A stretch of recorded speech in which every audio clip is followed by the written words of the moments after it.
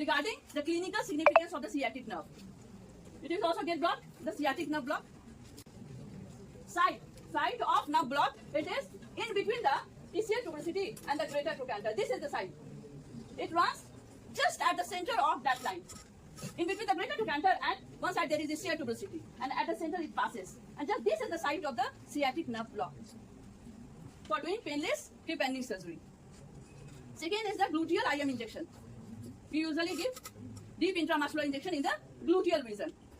And for we have to make quadrant. Okay.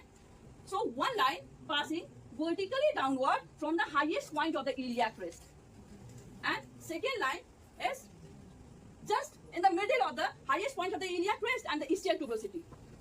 In the middle of that, just at the middle of that, we have to draw one horizontal line. Is it clear? First, make a vertical line which is passing straight downward from the highest point of the iliac crest.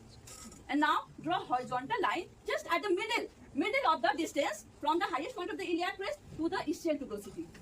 We have to draw one horizontal line. And upper outer quadrant is the site for deep IM injection gluteal region, in order to safeguard all the neurovascular structure and the sciatic nerve. Third is the sleeping foot syndrome. Sleeping foot syndrome, when it crosses in between the greater trochanter and the ischial tuberosity, it is in direct contact with the bone in between the two muscles, that is the adductor magnus and quadratus femoris. And when we sit on the edge of table, it gets compressed in between the bone and the table, and that will lead to temporary paralysis of sciatic nerve, which is known as sleeping foot syndrome. And fourth one is the sciatica. It is a compressive neuropathy, usually due to the herniated disc. Herniated disc, and that will compress the sciatic nerve. Also, it could be due to piriformis syndrome. What is piriformis syndrome? Normally, it gets divided into the common peroneal and tibial at the superior angle of the popliteal fossa. But sometimes it divides before it enters into the posterior aspect. It divides and penetrate the muscle of piriformis, and the piriformis compress that nerve, that is known as the piriformis syndrome.